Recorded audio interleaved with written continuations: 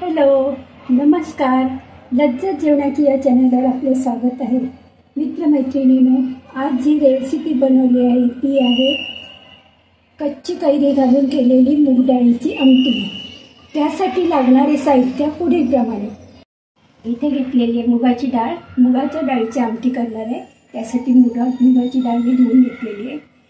याला लागणारे साहित्य आहे इथे घेतलेली हिरवी मिरची, आलं लसूणची पेस्ट, ओलं खोबरं, कांदा, कैरी, कोथिंबीर आणि थोडं गूळ घेतलेले. आणखीन मसाले आहेत. इथे आहे गरम मसाला, मसाला आहे, कांदा लसूण मसाला आहे, हळद, धना पावडर आणि फोडणीसाठी आहे राई, जिरे, लसूण, कढीपत्ता आणि हिंग. एवढे साहित्य मी वापरणार. तेल आणि पाणी. गॅसची फ्लेम स्लो ठेवली. आता आपल्याला फोडणी द्यायची. त्यासाठी मी राई घेतलेली आहे, पाव चमचा राई घेतलेली आहे. थोडा गॅस मोठा ठेवते. राई तडतडली की आपण टाकणार आहोत जिरं.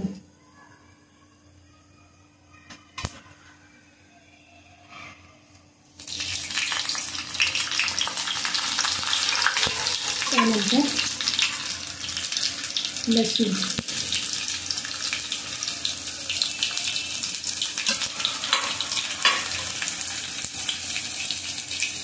कढीपत्ता, हिरवी मिरची,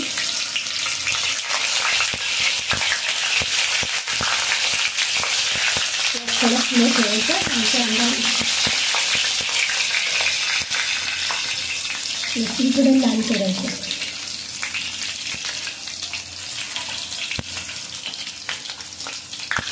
त्यामध्ये टाकणार हिंग, थोडा हिंग टाकते. त्यानंतर थोडासा कांदा जास्त लागत नाही टाकलं तरी चालेल.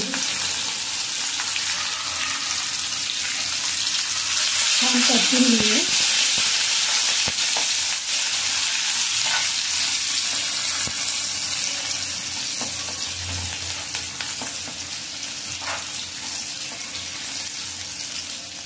या डाळीवर तुम्हाला भाजी वगैरे नसली तरी चालेल. भाताबरोबर, चपातीबरोबर, भाकरीबरोबर सुद्धा खाऊ शकता.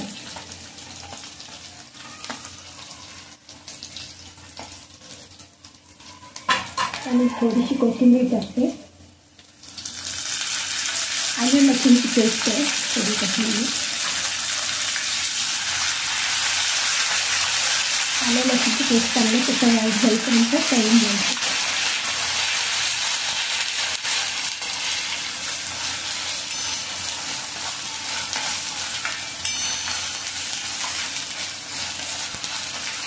याच्यामध्ये आता आपण धना पावडर, हळद, कांदा लसूण मसाला आणि गरम मसाले टाकणार आहे. आपल्याला जेवढा तिखट पाहिजे तेवढा आपण मसाला वापरायचा.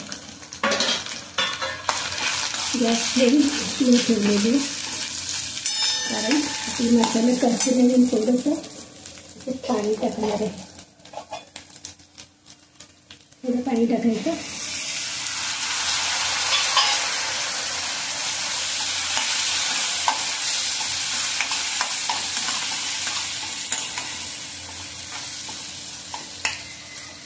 नंतर टाकणार आहे मुगाची डाळ. ही डाळ शिजून घेतली अगोदर तरी चालेल, मी डायरेक्ट टाकते. छान परतून घ्यायची.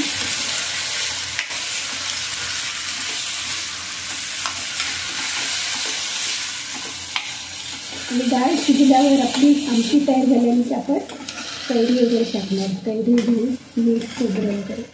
ही डाळ आता आपण शिजत ठेवूया.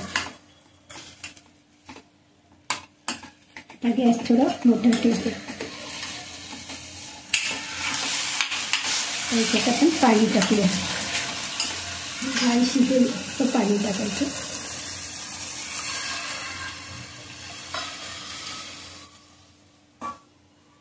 तुम्हाला कशी डाळ घट्ट पाहिजे ती पातळ त्याप्रमाणे आपण शिजल्यानंतर पाणी ॲड करू शकतो. आता ही डाळ शिजत ठेवूया आपण. मुगाची डाळ शिजायला जास्त वेळ लागत नाही. आता ही उकळी येईपर्यंत आपण वाट बघायची. आता बघू शकता तुम्ही ही डाळ शिजली. आपल्याला एकदम पीठ पण नाही करायचं मुगाच्या डाळीचं, अख्खी डाळसुद्धा ठेवायची. आता ही शिजत आली आहे. जशी शिजायला पाहिजे तेवढी शिजलेली. काय काय कर त्याची शिल्लक आहे. तर आता आपल्याला बाकीचं साहित्य टाकायचं. ते म्हणजे आता मी कैरी टाकणार, कारण डाळ आपली शिजलेली आहे. बाटीसुद्धा टाकले कैरीचे. त्याच्यानंतर ओलं खोबरं, थोडंसं गूळ तुम्हाला नसेल आवडत तर नाही टाकलं तर चालेल. कोथिंबीर, टेस्टप्रमाणे मीठ,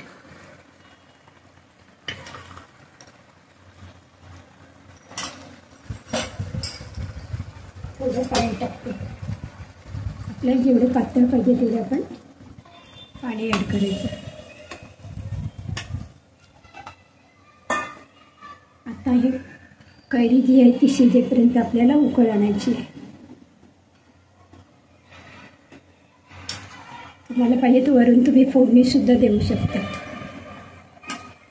आंबट गोड तिखट अशी ही डाळ तुम्हाला नक्कीच आवडेल. मुगाच्या डाळीची आमटी.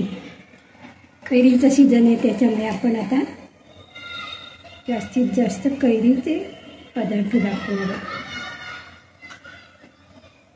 आता छान उकळी आणून द्यायचं म्हणजे आपली कैरी शिजली. त्याच्यावर अर्धवट झाकण ठेवते मी. पूर्ण झाकण नाही ठेवायचं, तर डाळ ओतू जाईल. ते थोडा वेळ उकळ येईपर्यंत गॅस स्लो ठेवायचं. झाकण अर्धवट ठेवायचं आणि लक्ष असू दे, नाही तर सगळं वरचं आपली जी फोडणी वगैरे दिली ते सगळं निघून जाणार.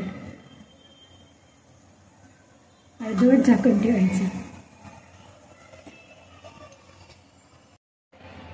मी बनवलेली कैरी घालून केलेली मूग डाळीची आमटी ही रेसिपी तुम्हाला आवडली असल्यास नक्कीच लाईक करा, शेअर करा, सबस्क्राईब करा. थँक्यू.